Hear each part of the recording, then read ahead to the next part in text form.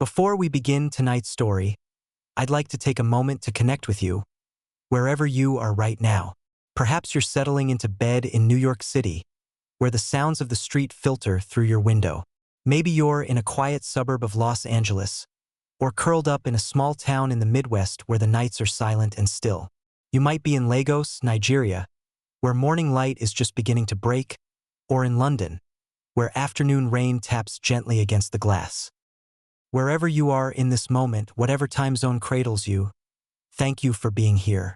If you haven't already, please take a moment to subscribe to this channel. Your subscription helps us continue bringing you these carefully researched stories, told with the respect and care they deserve.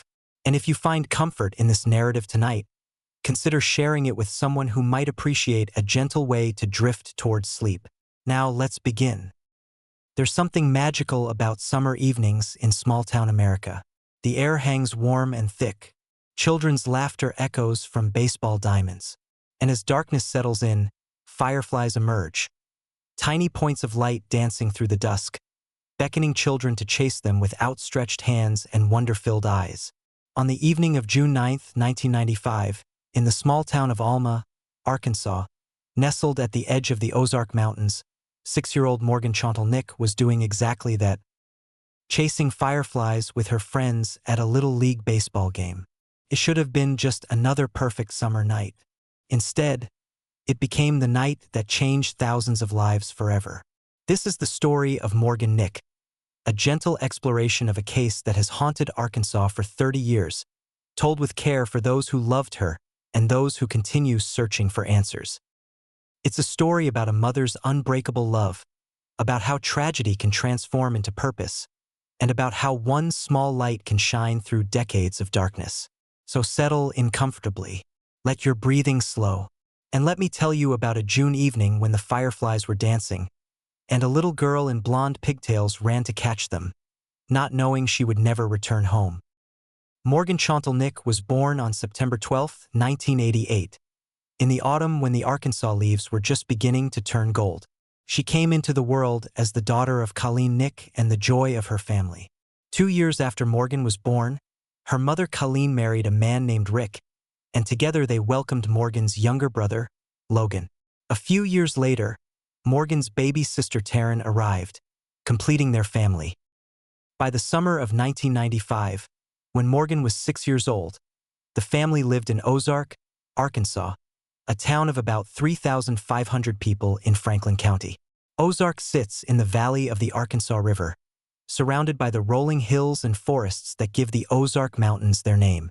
It's the kind of place where neighbors know each other, where children play outside until the streetlights come on, where summer means swimming holes and baseball games and catching fireflies after dark. Morgan was, by all accounts, an absolutely typical 6-year-old girl. She had blonde hair that her mother often styled in pigtails or braids. Her eyes were bright blue, the color of summer skies. She was small for her age, just 4 feet tall and weighing 55 pounds, though she carried herself with the confidence of someone much larger. She was missing some of her baby teeth, and when she smiled, you could see the gaps where new teeth were just beginning to come in. She had 5 silver caps on her back molars, dental work that was common for children at the time. Morgan was a Girl Scout, enthusiastic about earning her badges and attending troop meetings. She loved animals, particularly cats, and would spend hours playing with any feline that crossed her path. She was a big sister to Logan and Taryn, taking that role seriously in the way that eldest children often do. She had friends at school, games she loved to play, stuffed animals that lined her bed at night. She was just beginning to learn to read, just beginning to understand the wider world beyond her small town. Her mother, Colleen, worked hard to provide for her children. She was a young mother, only in her 20s in 1995, but she was devoted to Morgan and her siblings. Colleen's own mother, Morgan's grandmother, helped with childcare when needed. They were a tight-knit family, the kind that looked forward to summer evenings and special outings together. On June 9, 1995, Colleen and Morgan had been invited by close friends to attend a little league baseball game in the nearby town of Alma. Alma was just a short drive from Ozark, maybe 10 miles or so. The game was being played at the Wofford baseball field, a modest sports complex typical of small-town Arkansas. A diamond with chain-link fences, metal bleachers for spectators, a parking lot that turned dusty in the summer heat, and lights that blazed against the darkening sky when evening games ran late. It was a Friday night, the start of the weekend, and the weather was perfect. Warm but not oppressively hot, with that particular quality of light that comes in early summer, golden and gentle. The game was scheduled to start around 7:30 p.m., and families began arriving, spreading blankets, settling into the bleachers, opening coolers filled with cold drinks and snacks. Colleen and Morgan arrived and found their friends in the stands. Morgan, like most 6-year-olds watching a baseball game, was excited for maybe the first inning or two, and then her attention began to wander. That's the way of childhood. Structured activities hold your interest for only so long before the world around you becomes more fascinating. As the evening progressed and darkness began to settle over the field, the fireflies began to emerge. If you've never experienced fireflies, sometimes called lightning bugs, they're one of nature's small miracles. Beetles that light up their abdomens in brief, rhythmic flashes, creating points of light that appear and disappear as they drift through warm summer air. For children, catching fireflies is a timeless summer pastime. Cupping your hands around one, feeling it crawl across your palm, watching it light up in your closed fingers. At approximately 10:30 p.m., the game running longer than usual, Morgan and some other children at the game asked their parents if they could leave the stands to catch fireflies. This wasn't an unusual request. The parking lot and the area around the baseball field were well lit, populated with families, seemingly safe. Colleen was initially hesitant. Her daughter was only 6 years old, and it was getting late. The parking lot was perhaps 50 or 75 yards from where they were sitting. But Morgan pleaded, and the other children's parents were saying yes, and Colleen could see the parking lot from the stands. So she agreed. Morgan and her friends, perhaps 3 or 4 other children, climbed down from the bleachers and headed toward the parking lot, laughing and calling to each other, running after the tiny lights that flickered in the darkness. For the next 15 minutes or so, Colleen would glance over periodically to check on Morgan and the other children. She could see them running back and forth, chasing the fireflies, their small silhouettes backlit by the parking lot lights. Everything seemed fine. The game continued. Parents chatted. The warm night stretched on, peaceful and unremarkable. But at some point during those 15 minutes, Morgan separated from her friends. Perhaps one firefly led her a bit farther from the group. Perhaps she needed to empty sand from her shoes. We know that she walked over to her mother's car, a Nissan Stanza parked in the lot, because that's where her friends last saw her. According to witness accounts, Morgan was last seen at approximately 10:45 p.m., standing near her mother's car, emptying sand out of her shoes. Her friends were doing the same thing, but they were a few dozen feet away from her. Morgan was alone for just a moment, bent over, tapping the sand out of her sneakers. Morgan's friends later reported seeing a creepy man talking to Morgan as she was putting her shoes back on. The children didn't think too much of it at the time. They were young, focused on catching fireflies, not understanding that sometimes danger appears in ordinary moments. The man spoke to Morgan briefly. Then, according to what investigators would later piece together, he led her away. The baseball game ended shortly after 10:45 p.m. Parents began gathering their children, folding up their blankets, heading to their cars. Morgan's friends returned to the bleachers without her. When Colleen asked where Morgan was, the children told her that Morgan was at the car. But when Colleen walked to her Nissan Stanza in the parking lot, Morgan wasn't there. At first, Colleen felt confusion more than panic. Where had Morgan gone? Had she gotten into the wrong car by mistake? Was she with another family? Colleen called Morgan's name. No answer. She walked through the parking lot, looking in and around other vehicles. Morgan wasn't there. The confusion began to sharpen into concern. Colleen returned to the bleachers, asking other parents if they'd seen Morgan.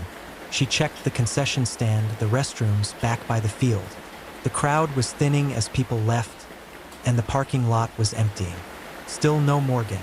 And that's when the real panic set in, the moment when a parent realizes that something is terribly, horribly wrong. Colleen's heart began to race. Her breath came short. She started shouting Morgan's name, running through the parking lot, checking inside any vehicle that was still there.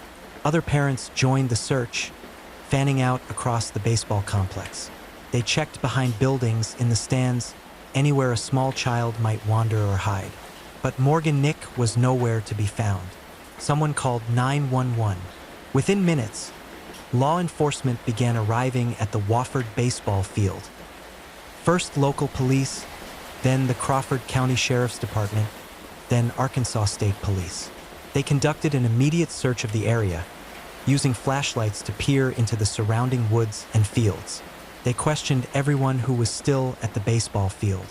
They took statements from Morgan's friends, from her mother, from anyone who might have seen something. And that's when the witnesses began to describe what they'd seen.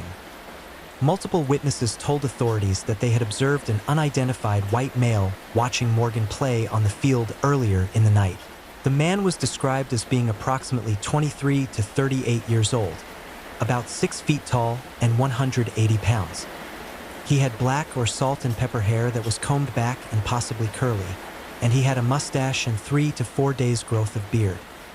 He had a hairy chest and wore cut-off blue jean shorts with no shirt and no shoes, and he spoke with what witnesses described as a hillbilly-type dialect or accent. This man had been noticed by several people at the baseball game because his appearance and behavior were out of place. He wasn't dressed appropriately for a family baseball game. He didn't appear to be with any child or family. He had been watching the children play, paying particular attention to Morgan.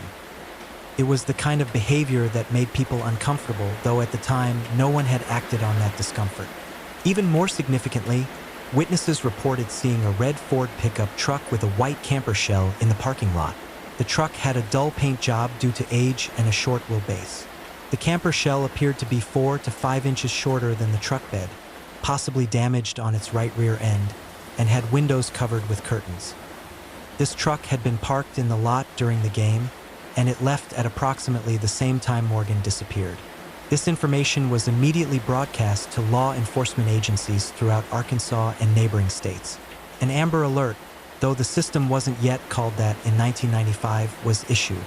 Radio stations began broadcasting descriptions of Morgan and the suspected abductor. Roadblocks were set up on highways leaving the area. Every vehicle matching the description of the red truck was stopped and searched. But the night stretched on and Morgan remained missing. What followed was one of the most intensive missing child searches in Arkansas history. As dawn broke on June 10, 1995, hundreds of volunteers began arriving at the Wofford baseball field to join the search efforts. The FBI was called in, bringing with them resources and expertise that the small local departments didn't possess. The Arkansas State Police established a command center. Trained search and rescue teams with dogs arrived from across the state. The search expanded outward from the baseball field in concentric circles. Volunteers walked through fields and forests, calling Morgan's name, looking for any sign of her.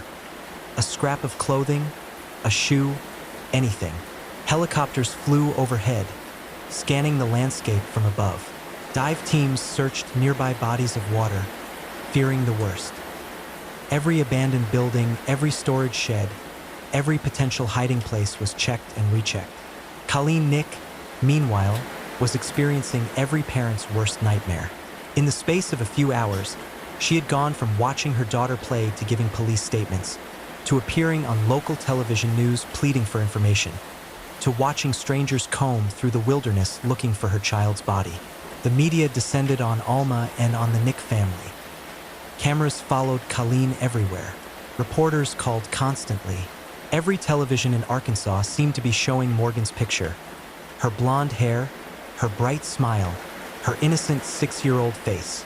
For days into the search, 4 days of hoping, praying, searching, barely sleeping, Colleen Nick experienced something that would change her life. She felt compelled to meet with another mother, a woman whose teenage daughter had been abducted from a neighboring community and found murdered just 6 months earlier. Colleen needed to speak with someone who had survived the unthinkable, who had faced the darkest possibility and somehow continued living.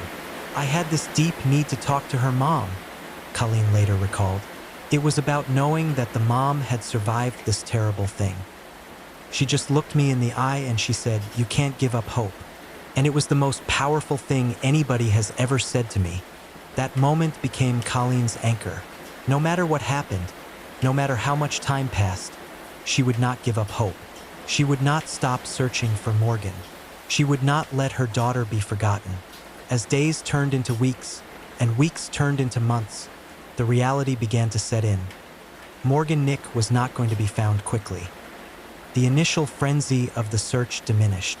The volunteers went back to their regular lives. The FBI agents and state police moved on to other cases, though they left the file open. The media coverage decreased. But Morgan was still missing, and Colleen Nick was still a mother without her child. In the months immediately following Morgan's disappearance, investigators pursued every lead, no matter how unlikely. There were reported sightings of Morgan in other states. Someone thought they saw her in a shopping mall in Texas. Someone else reported seeing a child matching her description in Oklahoma. Each sighting was investigated. Each turned out to be a different child, a case of mistaken identity, or sometimes just wishful thinking. 2 other attempted abductions occurred in the area around the time of Morgan's disappearance, both involving a man in a red truck who tried to lure young girls. In Alma, a suspect resembling Morgan's abductor enticed a 4-year-old girl into his red truck, but the abduction was interrupted when the girl's mother screamed. In Fort Smith, 15 miles from Alma, a suspect tried to entice a 9-year-old girl into the men's restroom at a convenience store. These incidents strongly suggested that Morgan's abductor was a serial predator, someone who specifically targeted young children. But despite the similarities, despite the descriptions, despite thousands of hours of investigation, no arrest was made. The case began to go cold. In 1996, 1 year after Morgan disappeared, Colleen Nick made a decision that would define the rest of her life. She founded the Morgan Nick Foundation, a nonprofit organization dedicated to helping parents cope with the disappearances of children and helping prevent children from going missing. If she couldn't bring Morgan home, at least not yet, then she would make sure that other families had better resources, better support, better chances than she'd had. The foundation's mission was to educate children, families, and law enforcement about personal safety and child abduction prevention. Colleen created safety courses for schools using materials from the National Center for Missing and Exploited Children. The foundation also provided crucial support to families dealing with missing children cases, help with media relations, assistance navigating law enforcement bureaucracy, emotional support from others who had experienced similar tragedies. I've always said I got my education about this on the sidewalk outside the police department, Colleen later explained. In those first terrifying days after Morgan vanished, she had been thrust into a nightmare with no guidebook, no support system, no one to tell her what to do or what to expect. She had to figure out how to handle media interviews while in shock. She had to create her own missing child poster. She had to learn to work with multiple law enforcement agencies who didn't always communicate well with each other. The Morgan Nick Foundation would ensure that other parents didn't have to navigate that nightmare alone. Today, the Morgan Nick Foundation assists with more than 1,000 missing person cases a year. The foundation works with approximately 40,000 children face-to-face, teaching them about personal safety, online safety, sexting, cyberbullying, and sex trafficking. Colleen's advocacy work extended beyond the foundation. She became a volunteer with the National Center for Missing and Exploited Children. She co-founded Team Hope, a peer support group for families of missing and sexually exploited children, working alongside Patty Wetterling, whose son Jacob had been abducted at gunpoint in 1989. She testified before legislative committees, pushing for stronger laws to protect children and punish predators. The Amber Alert system in Arkansas is called the Morgan Nick Amber Alert in honor of her daughter. Thanks in part to Colleen's advocacy, photos of missing children are now posted in federal facilities across Arkansas. Sentencing laws for sex offenders have been strengthened. Resources for families of missing children have improved dramatically.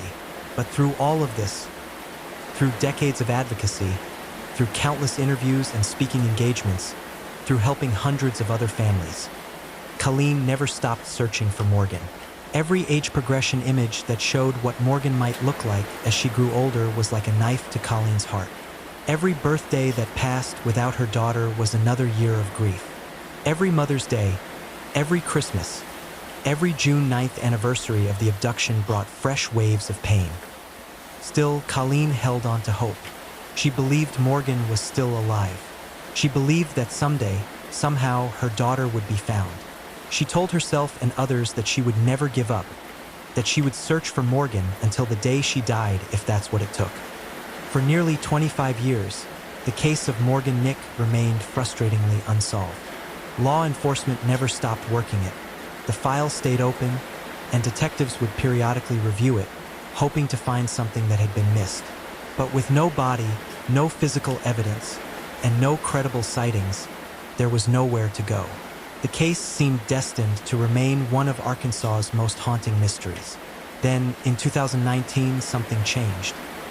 Retired Captain Brett Hartley of the Alma Police Department went back to the beginning of the case, reviewing every file, every interview, every lead from 1995. And as he went through those old records, his attention was drawn back to a name that had come up early in the investigation: Billy Jack Lynx. Billy Jack Lynx was a Van Buren, Arkansas resident who had been questioned about Morgan's disappearance in August 1995, just 2 months after she vanished. On August 29, 1995, Lynx was arrested for the sexual solicitation of a child. During that offense, he had used a red truck with a white camper shell, matching the description of the vehicle seen leaving the baseball field parking lot the night Morgan disappeared. When police questioned Lynx on August 31, 1995, about Morgan's abduction, he denied any knowledge of it. According to Police Chief Jeff Pointer, he denied any knowledge of Morgan's abduction, and at that time appeared to be truthful. Investigators at that time moved on. With no physical evidence linking him to Morgan and his seemingly believable denials, police had focused their attention elsewhere. But Lynx's criminal history was deeply troubling. He had been convicted in 1996 for sexual indecency with a child, the very crime for which he'd been arrested in 1995. He was sentenced to prison, where he remained until his death in the year 2000 at age 75. The attempted child abduction he'd committed in 1995 had occurred just 8 miles from the Wofford baseball field, and less than 2 months after Morgan vanished. When Captain Hartley brought Lynx's name back to the attention of current investigators in 2019, they made a decision. They would try to locate the red truck that Lynx had owned in 1995. It was a long shot. The truck would have been sold, possibly multiple times over more than 2 decades. It might have been scrapped or destroyed, but it was worth trying. Remarkably, in 2020, investigators were able to track down the truck. By then, it had passed through multiple owners, and the current owner had no connection to Lynx whatsoever. But when police explained why they were interested in the vehicle, the owner agreed to let them search it. Investigators brought in the FBI's evidence response team.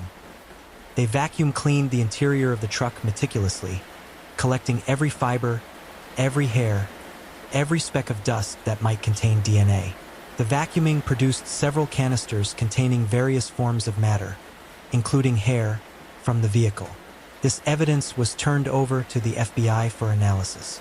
But the technology to extract DNA from such old, degraded samples wasn't quite advanced enough yet. The evidence sat, waiting for science to catch up to the case. In December 2023, a detective with the Alma Police Department learned about a laboratory in Texas called Othram that specialized in advanced forensic DNA analysis. Othram had solved several cold cases using cutting-edge genetic genealogy techniques. The detective gathered all the evidence that had been collected from Lynx's truck and submitted it to Othram for testing. Othram scientists developed a DNA extract from the forensic evidence, then used forensic-grade genome sequencing to build a comprehensive DNA profile. Morgan Nick's mother, Colleen, submitted a reference DNA sample so that a comparison could be made. Othram used KIN-SNP rapid relationship testing to evaluate the relationship between the forensic evidence and Colleen's DNA profile. On September 27, 2024, nearly 30 years after Morgan's disappearance, Othram sent their report to the Alma Police Department. The results were conclusive. The hair found in Billy Jack Lynx's truck belonged to Colleen Nick, or one of Colleen's siblings, or one of Colleen's children. None of Colleen's siblings or other children had ever been in that truck. The only possibility was that the hair belonged to Morgan herself. On September 30th, 2024, the Alma Police Department announced there had been a significant development in the case and scheduled a press conference for the following day. Chapter 6, The Truth. Finally, 50:00-58:00. On October 1st, 2024, Alma Police Chief Jeff Pointer stood before a room packed with media, law enforcement officials, and members of the Nick family. He announced that Billy Jack Lynx was now officially considered a suspect in Morgan Nick's kidnapping. The DNA evidence, he said, strongly indicates that Morgan had been in the truck. It was the biggest break in the case in nearly 3 decades. After 29 years of dead ends and false leads, after thousands of hours of investigation and more than 10,000 tips, police finally had physical evidence connecting a specific person to Morgan's disappearance. But the announcement was bittersweet at best. Billy Jack Lynx had died in prison in the year 2000, 24 years earlier. He would never stand trial for Morgan's kidnapping. He would never be questioned about what he did to her. He would never face justice for his crime. Colleen Nick spoke at the press conference, her voice breaking with emotion. "He stole Morgan from me," she said of Lynx. "He stole her from her dad, and he stole her from Logan and Taryn. But he didn't see that he could never win because our love for Morgan, her memory and her voice outlasted his life, and that love continues to shine. Her heart, Morgan's heart shines on." For Colleen, the DNA evidence was both a relief and a heartbreak. "I always believed she would be found," she told reporters. "The DNA evidence was super heartbreaking. For my family, it took away that last bit of hope. For nearly 30 years, Colleen had held on to the possibility that Morgan might still be alive somewhere, that she might someday walk through the door. The DNA evidence made it clear that Morgan had been taken by a convicted child predator, a man who had died in prison. The likelihood that Morgan had survived was vanishingly small. Police Chief Pointer emphasized that despite identifying Lynx as the suspect, many questions remained unanswered. How was she taken from the ball field? What happened next? Did Lynx have help in abducting Morgan or concealing his crime all these years? And where is Morgan now? Pointer asked. The investigation is far from over. In the months since that press conference, investigators have been conducting follow-up interviews with people who knew Lynx, reviewing his movements and activities in 1995, and trying to determine what he might have done with Morgan's body. They've searched properties associated with Lynx. They've interviewed his family members and associates. They've followed up on old tips with fresh perspective now that they have a confirmed suspect. But Morgan Nick's remains have never been found. The Los Angeles County Sheriff's Department and FBI have offered a combined reward of $60,000 for information leading to Morgan's recovery and the conviction of anyone who might have helped conceal the crime. Tips continue to come in through the National Center for Missing and Exploited Children's Hotline. In June 2025, Arkansas marked the 30th anniversary of Morgan's disappearance. The Arkansas state capitol was lit up in pink in remembrance of her. The Arkansas House of Representatives passed a resolution honoring Colleen Nick and the Morgan Nick Foundation for their decades of work. Vigils were held. Morgan's name was spoken aloud by thousands of people who had never met her, but who knew her story and understood what she represented. If Morgan had lived, she would be 36 years old now. She would likely have graduated from college, perhaps started a career, maybe had children of her own. She would have lived through the rise of the internet, the smartphone revolution, social media, all the changes that transformed the world between 1995 and today. She would have been a woman with dreams and ambitions and a whole life ahead of her. Instead, her life was stolen on a June evening when she was just 6 years old. when all she wanted to do was chase fireflies with her friends. Tonight, as you drift towards sleep, consider the extraordinary resilience of Colleen Nick. For 30 years, she has carried unimaginable grief. She has lived every day not knowing where her daughter is, not knowing exactly what happened to her, living with questions that may never be fully answered. Yet she transformed that grief into purpose. She created an organization that has helped find hundreds of missing children and prevent countless others from being abducted. Colleen has always said that one small light can forever change the darkness. Morgan was chasing fireflies that night, small points of light dancing in the summer dark. And in her memory, Colleen has become a light herself, shining for families in their darkest moments, guiding them through the nightmare of a missing child. The Morgan Nick Foundation continues its work today. Schools across Arkansas receive safety education because of Morgan. Families of missing children receive support and resources because of Morgan. Amber alerts go out in her name, potentially saving lives. Her voice, as Colleen said, continues to shine. Morgan's case remains technically open. Police continue to investigate, following any lead that might bring her home, even if that home is just a final resting place where her family can lay flowers and say goodbye. Colleen has stated clearly what she wants: to bring Morgan home, to lay her to rest, to finally have a place where she can visit her daughter. I know that as long as I have anything to do with it, we won't stop working on it until Morgan is brought home. Police Chief Jeff Pointer has promised. Somewhere in Arkansas, perhaps in a remote forest, perhaps on a piece of property once owned by Billy Jack Lynx, perhaps in a place no one has thought to search, Morgan Nick may be waiting to be found. 30 years have passed, but her family hasn't given up. Law enforcement hasn't given up. The community that has held her in their hearts for 3 decades hasn't given up. And so the search continues, quieter now but no less determined. Because every child deserves to come home. Every mother deserves to know what happened to her daughter. And every light that's been extinguished deserves to be remembered. Rest peacefully tonight, knowing that there are people in this world like Colleen Nick. People who turn tragedy into purpose, who refuse to let darkness win, who keep searching for answers no matter how many years pass. And if you see fireflies dancing in the summer dusk, think of Morgan Nick. Remember a 6-year-old girl with blonde hair and a bright smile, running through a parking lot on a June evening, chasing those little lights, filled with the pure joy of being alive. Remember her not as a victim or a mystery, but as a child who loved and was loved, who deserved so much more time, who lives on in the foundation that bears her name and in the hearts of everyone who has heard her story. Good night, Morgan. Your light still shines. Story 2. There are mysteries that invite us not with screams or shock, but with whispers.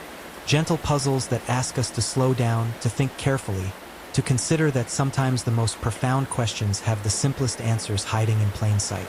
Tonight's story is one of those mysteries. A case so quiet, so contemplative, that it has been puzzling some of the world's finest minds for over 25 years. On a summer morning in 1999, in a cornfield outside St. Louis, Missouri, investigators discovered the body of a 41-year-old man named Ricky McCormick. In his pockets, they found 2 handwritten notes covered in what appeared to be code. Jumbled letters, numbers, parentheses arranged in patterns that seemed meaningful, yet remained incomprehensible. The FBI's best cryptanalysts examined them. The American Cryptogram Association studied them. Thousands of amateur codebreakers have attempted to solve them. And to this day, 26 years later, no one has definitively cracked the code. This is not a story of violence or dramatic confrontation. It's a story about the mysteries we carry inside us, about the private languages we create to make sense of our worlds, and about how sometimes a person's inner life can remain locked away forever, even when we're holding the key right in our hands. So settle in, let your breathing slow, and join me as we explore the gentle enigma of Ricky McCormick, a man who may have written the last words of his life in a language only he understood. Ricky McCormick was born on February 20th, 1958, in St. Louis, Missouri, a city built along the western banks of the Mississippi River. He would spend his entire life in the greater St. Louis area, never venturing far from the neighborhoods he knew, the streets he walked, the familiar rhythms of life in a working-class Midwestern city. By most accounts, Ricky lived what we might call a difficult life. He dropped out of high school in the early grades and was described by those who knew him as functionally illiterate. Able to write his name, perhaps, but struggling with reading and writing in any meaningful way. His mother, Frankie Sparks, would later tell investigators something that would become central to the mystery. The only thing he could write was his name. Yet, despite this limitation, or perhaps because of it, Ricky had developed his own peculiar habit. Since childhood, he had filled notebooks with strange jottings, peculiar arrangements of letters and numbers that looked like writing but made no sense to anyone who tried to read them. His family dismissed it as nonsense, as scribbling, as the meaningless doodling of someone who couldn't properly write. They thought little of it at the time. Ricky never married, though he fathered at least 4 children. He suffered from chronic health problems. Asthma, heart issues, lung troubles that plagued him since childhood. He smoked heavily, perhaps a pack or more of cigarettes each day since he was about 10 years old. He drank coffee constantly, consuming what he estimated to be 20 caffeinated beverages every single day. It was the kind of lifestyle that takes a toll on a body, that wears away at health slowly, inexorably, year after year. By 1999, Ricky was 41 years old, unemployed, and receiving disability welfare payments. He had a criminal record. He had served 11 months of a 3-year sentence for statutory rape in his past. He lived intermittently with his elderly mother, sometimes in his own place, moving between addresses in the greater St. Louis area, never settling for long. He was, in many ways, invisible, one of thousands of people living on the margins, struggling with health and poverty, barely noticed by the wider world. But in the late spring of 1999, Ricky McCormick's life took a turn that would, after his death, make him one of the most discussed people in the world of cryptography and unsolved mysteries. He got a job at an Amoco gas station at 1401 Choteau Avenue in downtown St. Louis. The station was managed by 2 brothers from Palestine, Juma and Baha Bob Hamdallah. Both brothers had reputations for violence. Police records would later show that Baha Hamdallah had been arrested for assault, including an incident where he allegedly beat a man named Elro Carr with a rusty hammer. Just weeks before Carr was scheduled to testify at trial, he was shot and killed only a few blocks from the Amoco station. Baha was never charged, but the coincidence was noted. While working for the Hamdallah brothers, Ricky made at least 2 mysterious trips to Florida in 1999. His girlfriend at the time, Sandra Jones, would later tell police that she believed Ricky was smuggling marijuana. According to Jones, Ricky would accept offers to pick up and deliver packages for money. He had brought marijuana packages to the apartment they shared on a few occasions. The work frightened him, she said. He seemed scared in those final weeks. On June 15, 1999, just 2 weeks before his death, Ricky walked up to the Greyhound bus terminal counter in downtown St. Louis and purchased a one-way ticket to Orlando, Florida. Minutes before sunrise, he boarded the bus for what would be his final trip to Florida. He checked into room 280 at an Econo Lodge in Orlando. Phone records show a flurry of calls between Ricky and Sandra Jones during his 2-day stay, as well as calls to people in Central Florida and at least 1 call back to the Amoco station. It's not clear whom Ricky met during his stay in Orlando, but when he returned to St. Louis, something had changed. He was acting erratically. He was anxious. Something was wrong. On the afternoon of June 22, 1999, 1 week after his return from Florida, Ricky walked alone into the emergency room at Barnes Jewish Hospital, one of St. Louis's premier medical centers.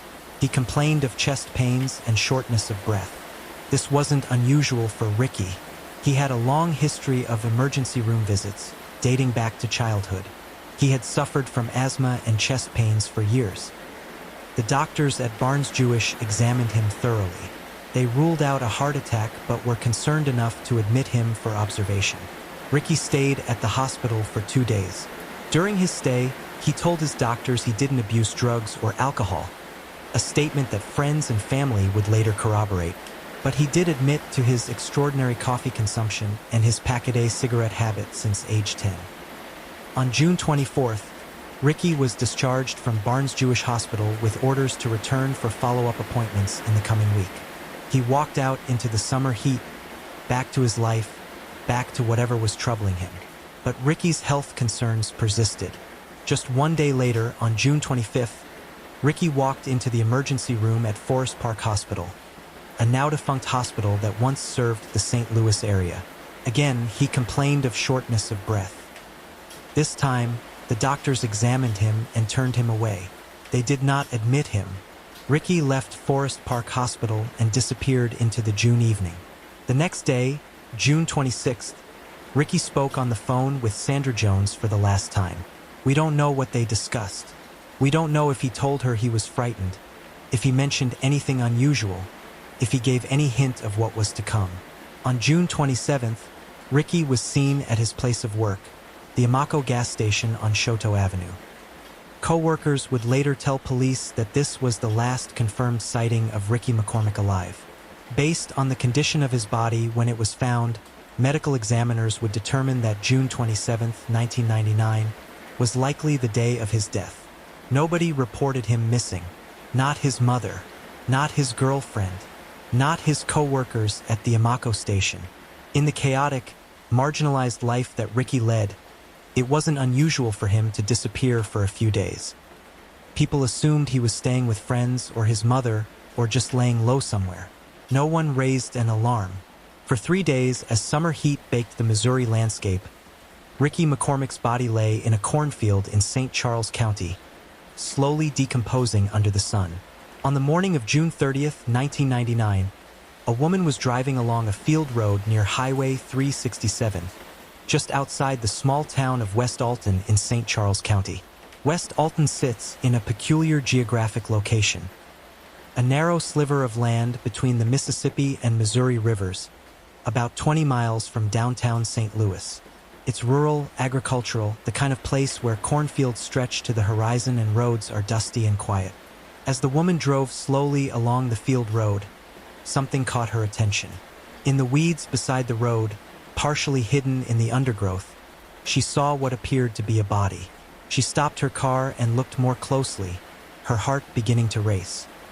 It was definitely a person, lying face down, motionless. She could see they were wearing filthy Lee blue jeans and a stained white t-shirt. The woman immediately called 911. Within minutes, sheriff's officers from St. Charles County arrived at the scene. What they found was disturbing, though perhaps not surprising given the summer heat and the 3 days that had passed since death. The body was well into decomposition. The flesh on the outstretched hands had rotted to the point that the fingertips, just below the top knuckles, had fallen off and were lying next to the body in the weeds. The face was no longer recognizable. The summer sun and heat had accelerated the decomposition process dramatically. The deceased was a thin man, perhaps 5 feet 6 inches tall, with a scrawny frame. There was no identification on the body, no wallet, no driver's license, no papers bearing a name. But the police were able to use the detached fingertips to obtain fingerprints. They ran those prints through their database and got a match. Ricky McCormick, 41 years old, last known address in St. Louis. The location where Ricky's body was found was puzzling. West Alton was about 15 miles from where he worked at the Amaco station and even farther from where he had been living. Ricky didn't own a car. He didn't drive. The area was not served by public transportation. How had he gotten there? Had someone driven him? Had he been brought there against his will? Or had he somehow made his way to this remote location on his own? The St. Charles County Sheriff's Department opened the case as a suspicious death and immediately requested assistance from the Major Case Squad of Greater St. Louis, a multi-jurisdictional unit that handles complex investigations. Homicide investigators were assigned to the case, despite the fact that there was no clear evidence of foul play. The medical examiner conducted an autopsy, but the advanced decomposition made it extremely difficult to determine a cause of death. The examiner noted what appeared to be a possible head injury, though it was impossible to be certain due to the condition of the remains. No gunshot wounds were evident, no obvious signs of trauma. The medical examiner ultimately ruled Ricky's cause of death as undetermined. Not homicide, not suicide, not accident, not natural causes. Simply undetermined. Investigators conducted interviews with Ricky's family members, his girlfriend Sandra Jones, his co-workers at the Amako station, and his acquaintances. They uncovered no clear motives for foul play. No one had an obvious reason to harm Ricky. Alibis were unremarkable. No one seemed to have any useful information about his final days. A search of Ricky's residence at 1400 Shoto Avenue in St. Louis turned up limited evidence. There were no similar writings to what would later be found. No ciperquis, no explanatory notes, just the sparse possessions of a man living on the margins. As the investigation progressed, it seemed likely that Ricky had died of natural causes, perhaps a heart attack or asthma attack, given his health history. Perhaps he had somehow made his way to that cornfield on his own, suffered a medical episode, and died there. It was sad, certainly, but not necessarily mysterious. Then investigators examined the clothing removed from Ricky's body. In the front pockets of his blue jeans, they found 2 pieces of paper, handwritten notes covered in what appeared to be some kind of code. And suddenly, this unremarkable death of a marginalized man became one of the most baffling mysteries in FBI history. The 2 notes found in Ricky McCormick's pockets were unlike anything the investigators had ever seen. They weren't letters. They weren't lists. They weren't coherent messages in any recognizable language. They were filled with what appeared to be encrypted text, jumbled letters, numbers, and symbols arranged in patterns that seemed purposeful yet remained completely incomprehensible. The first note, which has come to be known as Page 1, contained approximately 12 lines of coded material. The characters included uppercase letters, lowercase letters, numbers, and parentheses. Many words or sequences ended with the letter E, which led cryptanalysts to theorize that E might be used as a spacer rather than representing the letter E itself. The second note, labeled Notes and appearing to be perhaps a summary or key reference document, contained roughly 20 additional lines of similar coded material. Like the first note, it featured patterns, repeated letter combinations, numbers that might represent dates or coordinates, parentheses that might indicate groupings or priority. At first glance, one might think these were simply nonsense, the meaningless scribbles of someone who couldn't properly write. But the patterns were too consistent. The structure was too deliberate. There were repetitions, groupings, what appeared to be intentional organization. The FBI's experts quickly determined that these were not random letters and numbers. They were some form of encryption. Local ST. Charles County investigators sent the notes to the FBI's Cryptanalysis and Racketeering Records Unit, known by its acronym CRRU, located at the FBI laboratory in Quantico, Virginia. CRRU is staffed by some of the finest cryptanalysts in the world. These are experts who routinely break codes used by organized crime syndicates, drug cartels, and sophisticated criminal organizations. They have access to powerful computers, advanced software, and decades of accumulated knowledge about encryption systems. Dan Olson, chief of CRRU, later explained that they frequently encounter pieces of writing that are simply random letters and numbers, gibberish created by people with mental illness or cognitive impairments. But these notes were different. The characters are not random, Olson stated. There are many E's, for example, that could be used as a spacer. There are many characteristics that suggest it could be solved, many patterns. A team of 15 to 20 expert cryptanalysts examined the McCormick notes. They used computers to analyze letter frequency, looking for patterns that might match English or other languages. They applied every known cipher technique, substitution ciphers, transposition ciphers, numerical codes, combination systems. They worked on the notes for months, then years. Nothing worked. The notes remained impenetrable. The American Cryptogram Association, an organization of amateur and professional cryptographers who solve puzzles and historical codes for fun and challenge, was also consulted. Members spent countless hours examining the notes, proposing theories, testing hypotheses. They too failed to crack the code. It doesn't happen often that we have an unsolved cipher of this length and significance, Olson admitted. The problem is we don't know why it is not solvable. The FBI explains that breaking any code involves four basic steps. First, determine the language used. Second, determine the system used. Is it letter substitution, word replacement, rearrangement, or something more complex? Third, reconstruct the key, the specific method used to transform the plaintext into ciphertext. Fourth, reconstruct the plaintext message itself. With Ricky McCormick's notes, the FBI could complete step one.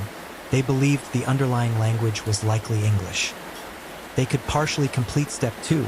It appeared to be some form of substitution cipher or personal shorthand system.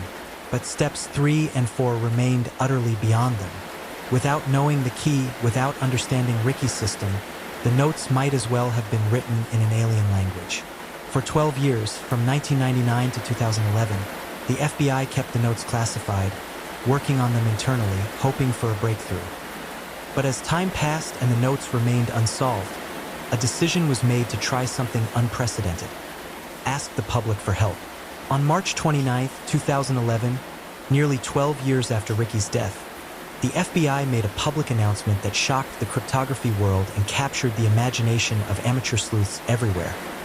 They revealed the existence of Ricky McCormick's encrypted notes and released photographs of both pages, asking for help from anyone who might have insights into how to crack the code. The FBI's press release was straightforward. On June 30, 1999, sheriff's officers in St. Louis, Missouri discovered the body of 41-year-old Ricky McCormick. He had been murdered and dumped in a field. The only clues regarding the homicide were 2 encrypted notes found in the victim's pants pockets. The announcement included high-resolution images of both notes. For the first time, people around the world could see what had stumped the FBI's best cryptanalysts for over a decade. Newspapers picked up the story. Television news programs featured it. The New York Times wrote about it. The Daily Telegraph in London covered it. Suddenly, Ricky McCormick, a man who had lived and died in obscurity, was known around the globe. The response was overwhelming. Within days, the FBI had received thousands of emails, phone calls, and letters from people claiming to have solved the code or offering theories about how to approach it. The volume of responses was so great that the FBI website crashed, unable to handle the bandwidth. The Bureau had to establish a dedicated webpage just to manage the flood of public comments and theories. This story has generated an outpouring of responses. The FBI stated in an update, "To accommodate the continuing interest in this case, we have established a page where the public can offer their comments and theories about the coded messages." Eventually, more than 7,000 people would submit their ideas. The theories were wildly varied. Some suggested the notes contained vehicle identification numbers. Perhaps Ricky had been involved in some kind of car theft or chop shop operation. Others proposed they were gambling records or drug-dealing transaction logs. Some theorized they were addresses and directions to locations around St. Louis. A few suggested the notes were simply reminders about medications or medical appointments. More creative theories emerged as well. Some cryptographers suggested the notes might be related to mental illness, that Ricky might have suffered from schizophrenia or another condition that caused him to write in patterns that seemed meaningful only to him. Others wondered if the notes were a form of advanced steganography, where the real message was hidden not in what the letters spelled but in how they were arranged or grouped. Amateur codebreakers tried every approach imaginable. They attempted to read the notes as musical notation. They overlaid maps of St. Louis to see if the numbers corresponded to street addresses.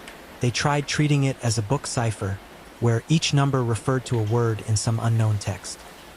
They experimented with the idea that Ricky had severe dyslexia and that the letters needed to be reordered or read upside down. One persistent theory suggested that certain letter combinations in the notes, such as 362, which appeared in multiple places, might represent phone numbers. When researchers investigated St. Louis phone numbers with a 362 prefix, they discovered that many belonged to Barnes Jewish Hospital, where Ricky had been admitted just days before his death. Could the notes contain hospital phone numbers, appointment times, medical information? But none of these theories, no matter how clever or elaborate, produced a definitive solution that the FBI accepted as legitimate. The notes remained locked, their secrets hidden, their meaning obscure. As the years passed and theory after theory failed to crack the McCormick notes, a counter-narrative began to emerge, one that challenged the fundamental assumption underlying the entire investigation. Perhaps, some argued, there was no code to break at all.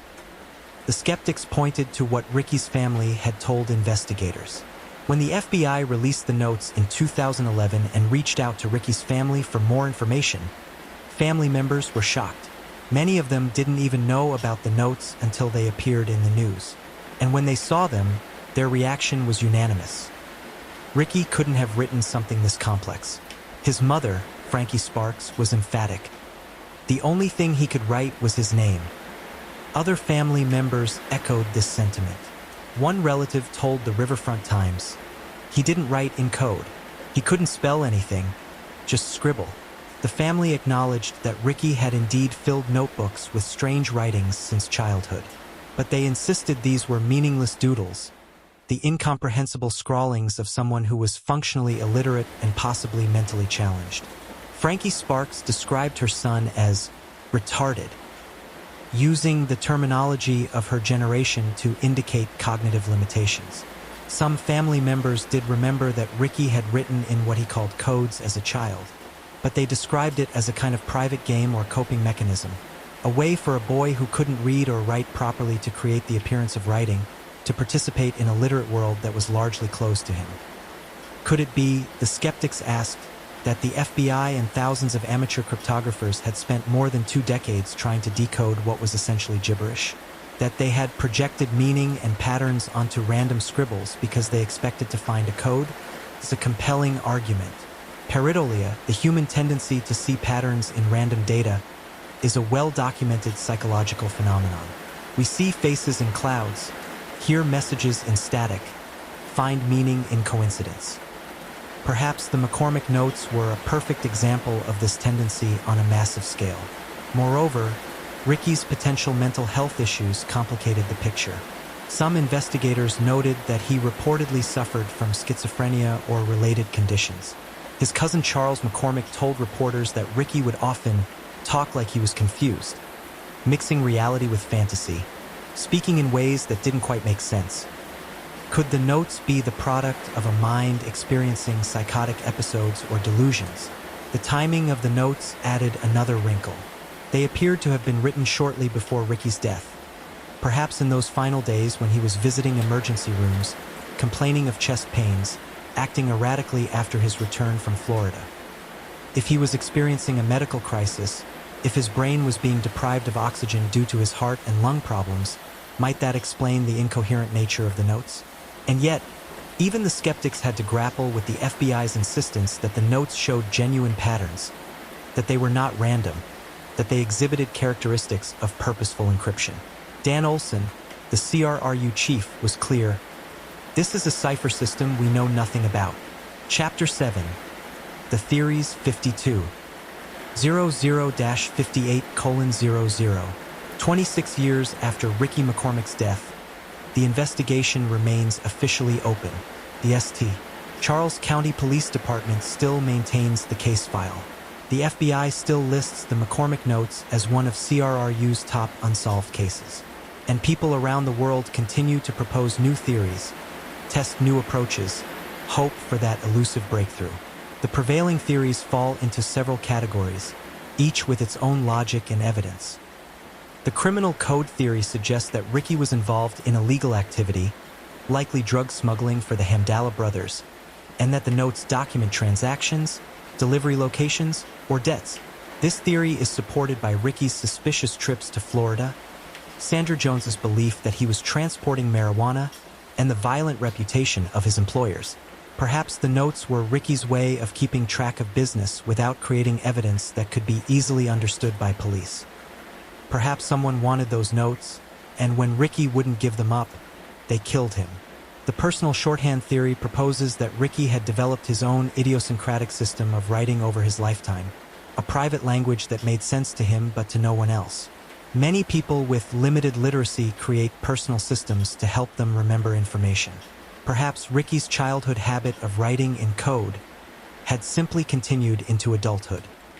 The notes might contain nothing more than reminders to himself, appointments, phone numbers, personal thoughts. Mundane information encrypted not for security but simply because that was how Ricky's mind worked. The mental health theory suggests the notes are the product of mental illness. If Ricky suffered from schizophrenia or related conditions, he might have experienced flight of ideas, word salad, or other symptoms that caused him to write in patterns that seemed meaningful but actually reflected the disordered state of his mind. This theory is supported by family descriptions of Ricky's sometimes confused speech and behavior, and by the fact that the notes appear to have been written during a period when he was clearly in distress. The planted evidence theory raises a darker possibility. What if Ricky didn't write the notes at all? What if they were placed in his pockets by his killer, either to confuse the investigation or to send some kind of message? This theory would explain why the notes are so incomprehensibly complex. They weren't meant to be decoded because they're not actually code. They're a red herring, a deliberate misdirection designed to make Ricky's death look mysterious when it was actually a straightforward murder. The hybrid theory suggests that the notes might combine elements of several systems, part personal shorthand, part genuine encryption, part random elements introduced by mental confusion or time pressure. Perhaps Ricky was indeed keeping records of drug transactions but using his idiosyncratic childhood writing system to do so. Perhaps he was trying to write down something important but was interrupted, or was so ill that his writing became increasingly garbled as he wrote. Each theory has its proponents. Each has evidence that seems to support it, and yet none has definitively solved the mystery. Ricky McCormick rests in Laurel Hill Memorial Gardens, a 70-acre cemetery tucked along the St. Charles Rock Road in Pagedale, Missouri. The cemetery's logbook lists him as buried in Lot 11D, Space 2. There is no headstone marking his grave. Nothing to indicate that the man buried there became, after his death, one of the most discussed figures in the world of cryptography and unsolved mysteries. The FBI still accepts submissions from people who think they've cracked the McCormick notes. If you believe you have a solution, you can write to them at FBI Laboratory, Cryptanalysis and Racketeering Records Unit, 2501 Investigation Parkway, Quantico, Virginia, 22135. Attention, Ricky McCormick case. There is no reward being offered, just the challenge, and the satisfaction of knowing that your insight might solve a mystery that has persisted for more than a quarter century. As Dan Olson said, even if we found out that he was writing a grocery list or a love letter, we would still want to see how the code is solved. This is a cipher system we know nothing about. Perhaps someday, someone will find another example of Ricky's writing. An old notebook, a letter, some scrap of paper that uses the same system. Perhaps advances in artificial intelligence and machine learning will allow computers to detect patterns that human analysts have missed. Perhaps a family member will remember something crucial, some detail about how Ricky thought or communicated that will suddenly make the notes comprehensible. Or perhaps the notes will remain forever unsolved. A perfect mystery, a reminder that some secrets die with the people who created them. As you drift towards sleep tonight, consider the strange poetry of Ricky McCormick's life. A man who lived in the margins, who struggled with health and literacy, who scribbled notes that no one could understand. In death, he became immortal in a way he never achieved in life. His handwriting studied by experts, his words, if they are words, pondered by thousands, his mystery enduring long after the circumstances that created it have faded away. The cornfield where his body was found has long since been planted and harvested and planted again. The Amaco station where he worked has changed ownership. The hospitals where he sought treatment have been renovated or closed. But the notes remain, preserved in FBI files and displayed on websites, waiting patiently for someone to understand them. Perhaps that someone is you. Perhaps as you lie in bed tonight, your unconscious mind will make connections that your conscious mind has missed. Perhaps in your dreams, the jumbled letters will rearrange themselves into meaning, and you will wake with the solution that has eluded thousands before you. Or perhaps you'll simply rest peacefully, comforted by the knowledge that some mysteries don't need to be solved to be meaningful. Sometimes the question is more important than the answer. Sometimes the search matters more than the destination. And sometimes, a man who couldn't properly write his own name leaves behind the most unbreakable code the FBI has ever encountered. Sleep well. Let the mystery cradle you gently into dreams. And if you see patterns in the darkness behind your eyelids, don't try too hard to decode them. Some languages are meant only for the person who speaks them. Good night, Ricky McCormick. Your secret is safe.